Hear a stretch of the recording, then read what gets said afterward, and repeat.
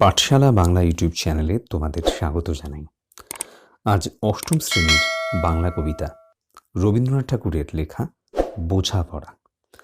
বোঝাপড়া কবিতার বোঝাপড়া শব্দের অর্থ কী প্রথমে আমরা একটু জেনে নিই। বোঝাপড়া শব্দের অর্থ হলো মানিয়ে নেওয়া, অর্থাৎ পারস্পরিক মিলমিশ হওয়া কোনো বিষয় সম্পর্কে বা কোনো বস্তু সম্পর্কে, কোনো ভাবনা সম্পর্কে যদি পরস্পরের মতের মিল হয় বা পরস্পর যদি মানিয়ে নেয় কোনো একটা বিষয় নিয়ে, সেই ক্ষেত্রে তাকে বলে বোঝাপড়া হয়েছে বা মীমাংসা হয়েছে। এই অর্থে আমরা ইংরেজিতে বলতে পারি যে পারস্পরিক মিউচুয়াল আন্ডারস্ট্যান্ডিং, সেটাকে বোঝায়। এখানে এই কবিতায় কিন্তু কোনো ব্যক্তির সঙ্গে কোনো ব্যক্তির বোঝাপড়ার কথা বলা হয়নি। এখানে মনের সঙ্গে কোনো ব্যক্তির বা আমাদের প্রত্যেকের বোঝাপড়ার কথা বলা হয়েছে। আমরা ব্যক্তিগত জীবনে চলার পথে অনেক রকম সমস্যার সম্মুখীন হই, অনেক সুখ দুঃখের নানা ঘটনা আমাদের জীবনকে কেন্দ্র করে আবর্তিত হয়, ভালো মন্দ নানা কিছুই ঘটতে পারে। সেই সমস্ত কিছুকে কিন্তু সাদরে গ্রহণ করতে হবে, মনকে সেটাকে বোঝানোর কথা কবি এই কবিতায় বলেছেন। এবার প্রথমে আমরা একটু কবি পরিচিতিতে চলে আসি। এই কবিতার কবি হলেন রবীন্দ্রনাথ ঠাকুর, যিনি একজন সুবিদিত আমাদের এই সমগ্র বিশ্বে। বিশ্বকবি রবীন্দ্রনাথ ঠাকুর, তিনি জোড়াসাঁকোর, কলকাতার জোড়াসাঁকোর ঠাকুরবাড়িতে 1861 খ্রিস্টাব্দের 7ই মে, বাংলা 25শে বৈশাখ 1268 বঙ্গাব্দে তিনি জন্মগ্রহণ করেছিলেন। তো ছোটবেলা থেকে প্রথাগত শিক্ষায় তিনি শিক্ষিত হননি। প্রথাগত শিক্ষার বাইরে তিনি তার বাড়িতেই তিনি পড়াশোনা করেছেন। ঠাকুরবাড়ির নিয়ম শৃঙ্খলার মধ্য থেকে তিনি বড় হয়েছেন। নানা পত্রপত্রিকায় তিনি লেখা শুরু করেছিলেন, তিনি লিখেছিলেন। তিনি একাধারে যেমন তিনি কবি, একাধারে একই রকমভাবে তিনি সাহিত্যিক, বড় বড় ঔপন্যাসিক, তিনি উপন্যাস লিখেছেন, ছোট গল্প লিখেছেন, একাধিক কর্মকাণ্ডের সঙ্গে তিনি জড়িত ছিলেন। প্রায় 2500 গান লিখেছেন, যেগুলো রবীন্দ্রসঙ্গীত নামে পরিচিত। 1913 খ্রিস্টাব্দে গীতাঞ্জলি কাব্যগ্রন্থের ইংরেজি অনুবাদ সং অফারিংসের জন্য তিনি সাহিত্যে নোবেল পুরস্কার পান। এশিয়ার প্রথম নোবেল তিনি। ব্রিটিশ আন্দোলনের সময়, যখন ব্রিটিশদের বিরুদ্ধে ইংরেজদের বিরুদ্ধে আন্দোলন হচ্ছিল, সে সময় 1919 খ্রিস্টাব্দে জালিয়ানওয়ালাবাগের হত্যাকাণ্ড হয় এবং এই হত্যাকাণ্ডের প্রতিবাদে তিনি ইংরেজদের দেওয়া নাইট উপাধি ত্যাগ করেন। তিনি বিশ্বভারতী বিশ্ববিদ্যালয়ের প্রতিষ্ঠার সঙ্গে যুক্ত। এরকম বরেণ্য কবি তিনি কিন্তু শেষ জীবনেও নানা কর্মকাণ্ডের সাথে যুক্ত ছিলেন। দীর্ঘ 80 বছর তার জীবন, এবং এই 80 বছরের শেষ দিকে তিনি চিত্রকলায় দক্ষতা অর্জন করেছিলেন এবং বেশ সুন্দর সুন্দর তিনি ছবি এঁকেছেন। আমাদের এই কবি 1941 খ্রিস্টাব্দে তিনি মারা যান 22শে শ্রাবণ। এই কবির যে কবিতা বোঝাপড়া কবিতা, এই কবিতাটি নেওয়া হয়েছে কবির খনিকা কাব্যগ্রন্থ থেকে। এবার আমরা বোঝাপড়া কবিতার আলোচনায় আসি। বলা হচ্ছে, মনেরে আজ কহ যে ভালো মন্দ যাহাই আসুক সত্যের লও সহজে। অর্থাৎ আমাদের জীবনে ভালো মন্দ যাই আসুক, যেটা সত্য, যেটা ঠিক, যেটা স্বাভাবিক নিয়মে আসছে, সেটাকে সহজভাবে নিতে হবে, সহজভাবে গ্রহণ করতে হবে।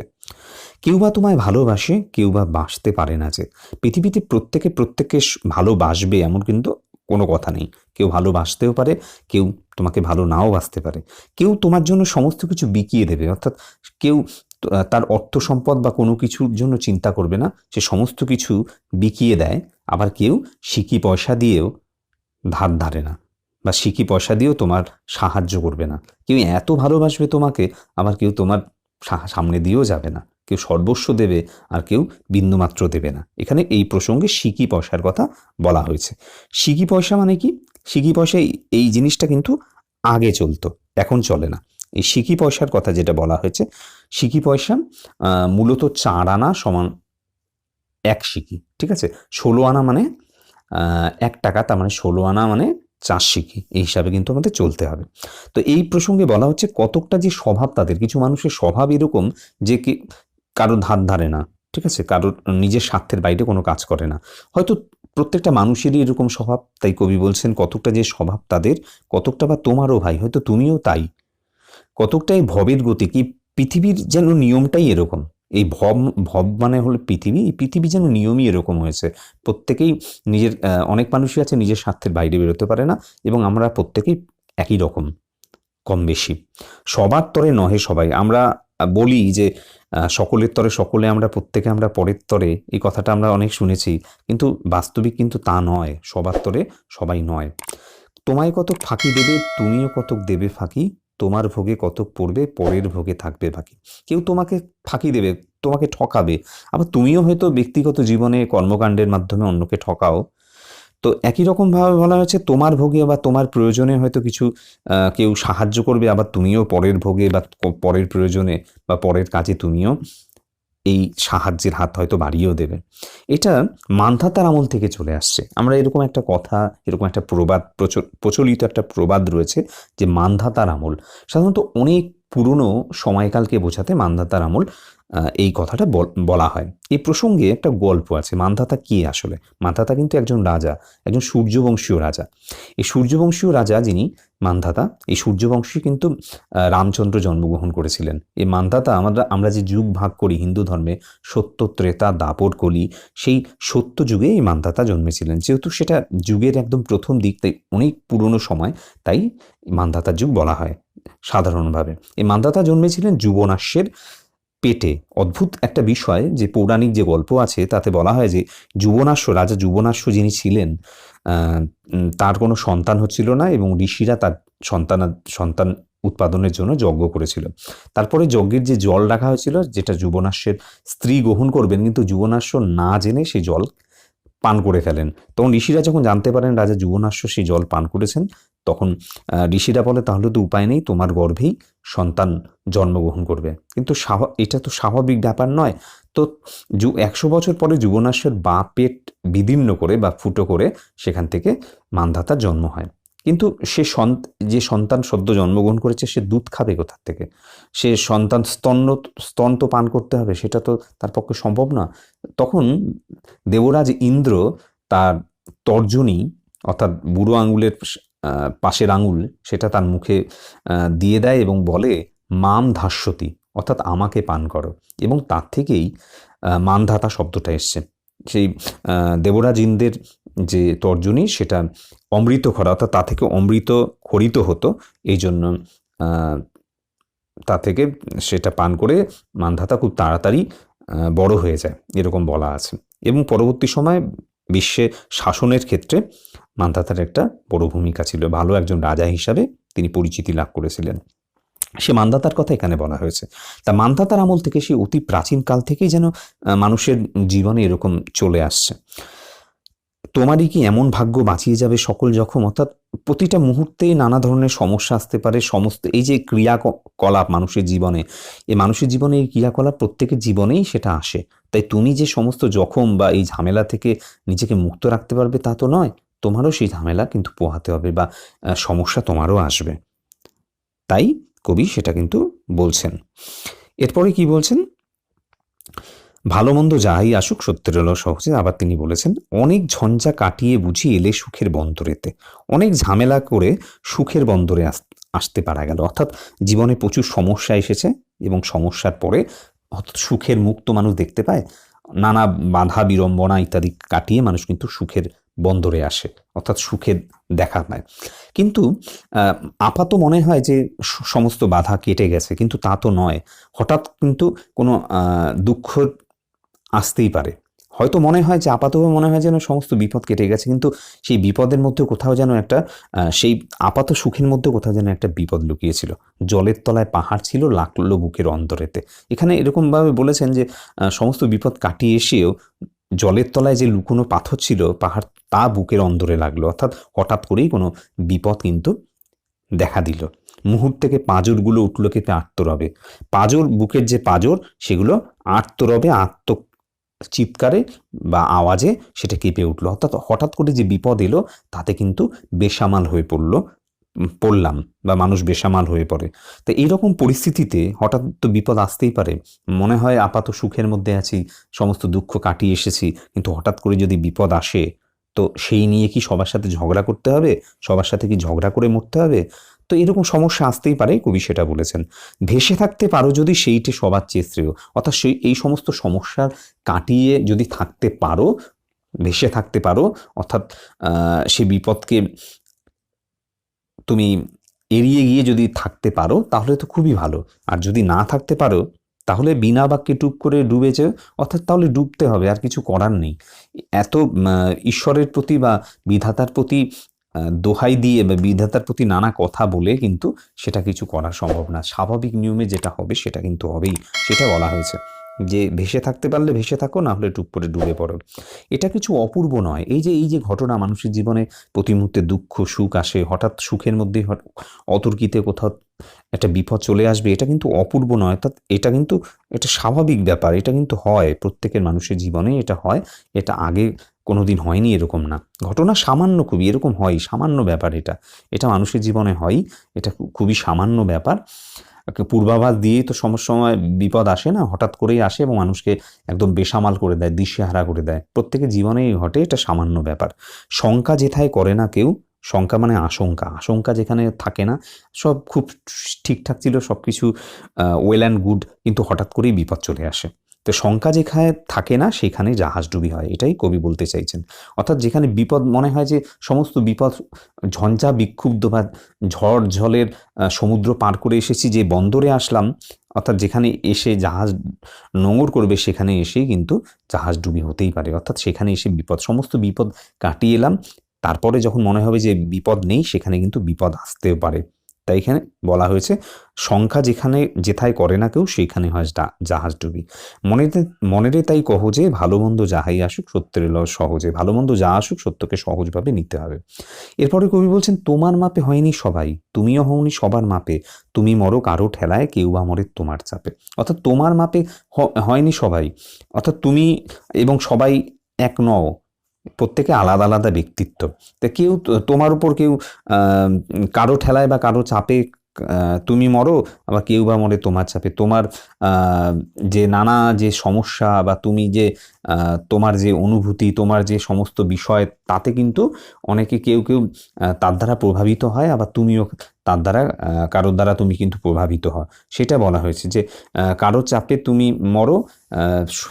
কোনো মানুষই তো সব দিক থেকে সুন্দর নয়, প্রত্যেকের দোষ গুণ আছে। মনে হয় যে কারোর জন্য আমি অসুখী বোধ করছি, কারোর জন্য আমার দুঃখ রয়েছে, আবার তোমার কারণে কারো দুঃখ পেতে পারে, সেটাই বলা হয়েছে যে তোমার মাপে হয়নি সবাই, তুমি হওনি সবার মাপে, তুমি মরো কারো ঠেলায় কেউ বা মরে তোমার চাপে।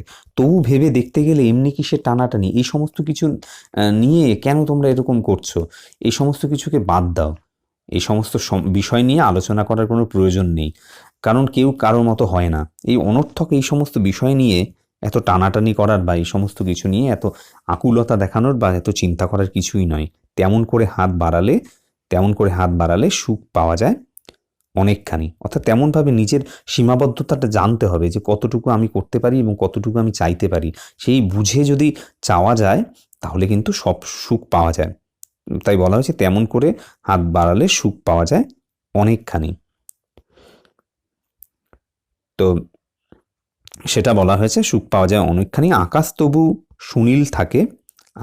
সুনীল থাকে মধুর থাকে ভোরের আলো। অর্থাৎ বিশ্ব প্রকৃতি কিন্তু একই রকম থাকে, আকাশ নীল থাকে, ভোরের আলো সুন্দর লাগে, ভোরবেলার আলো নির্মল মিষ্টি হয়, অর্থাৎ সমস্ত প্রকৃতি কিন্তু একই রকম থাকে, বিশ্ব প্রকৃতি একই রকম থাকে, সমস্ত সব ঠিকঠাক থাকে। আমরা মনে করি যে সমস্ত কিছু আমাদের জীবনে যখন দুঃখ দুর্দশা নানা কিছু আসে যে চারদিক বিস্বাদ মনে হয়, চারদিক কেমন নিঃস্বাদ মনে হয়, আনন্দ থাকে না মনের মধ্যে, মনে হয় প্রকৃতিই যেন বিষণ্ণ, কিন্তু তা নয়, সমস্ত কিছু কিন্তু সুস্থ স্বাভাবিক থাকে।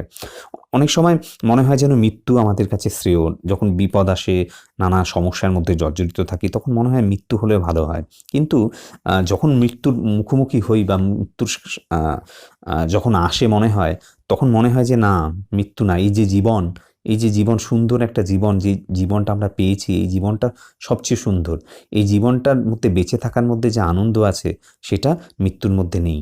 তাই সেই কাঙ্ক্ষিত জীবনকে মানুষ কিন্তু তখন চায়, ঠিক আছে, সেই জীবনটাকে কিন্তু সেই জীবনে তারা বাস করতে চায়, বেঁচে থাকতে চায়। তাই বলে মরার চেয়ে তখন বাঁচাই ভালো মনে হয়, মরণ হেলে হঠাৎ দেখি মরার চেয়ে বাঁচাই ভালো। যাহার লাগি চক্ষু বুঝে বহিয়ে দিলাম অশ্রু সাগর, তাহাকে বাদ দিয়েও দেখি বিশ্বভুবন মস্ত ডাগর। অনেক সময় অনেক কাছের মানুষ মারা যায়, ঠিক আছে, তো সেই ক্ষেত্রে অশ্রু সাগর বিসর্জন দিতে হয়, অর্থাৎ মানে চোখ দিয়ে এত জল পড়ে যেন সাগর ভাসিয়ে দিই আমরা। তাই বলা হয়েছে শুধু কাছের মানুষ মারা যাওয়া না, কাছের মানুষের সাথে কোনো সমস্যা হলো, কোনো ঝামেলা হলো, বা তার সাথে কোনো বিচ্ছেদ ঘটলো ভাবনা চিন্তার কারণে, এই সমস্ত নানা কারণে তার জন্য দুঃখ কষ্টে আমাদের দুঃখ কষ্টে অশ্রু সাগর যেন ভাসিয়ে দিই। কিন্তু সেই সমস্ত বিপদ কাটিয়ে বা সেই সমস্ত সমস্যাকে দূরে সরিয়ে দিয়ে আমরা কিন্তু দেখতে পারি যে এই যে বিশ্বভুবন, এই যে বিশ্ব প্রকৃতি রয়েছে, সেটা কিন্তু যথেষ্ট ডাগর, অর্থাৎ বেশ বড়, প্রকাণ্ড, সুন্দর, সেই কথাই বলা হয়েছে। ডাগর শব্দের অর্থ বড় বা প্রকাণ্ড, এই অর্থে ব্যবহার করা হয়েছে। তাই মনেরে তাই কহ যে ভালো মন্দ যাহাই আসুক সত্যের লয় সহজে, অর্থাৎ প্রকৃতি প্রতি মুহূর্তে নানা সমস্যা আসতে পারে, প্রিয়জনের থেকে বিচ্ছেদ ঘটতে পারে, কিন্তু তারপরেও এই যে বেঁচে থাকাটা, সেটাও কিন্তু যথেষ্ট সুন্দর, এটাই বলতে চাওয়া হয়েছে। এরপরে বলা হয়েছে নিজের ছায়া মস্ত করে অস্তাচলে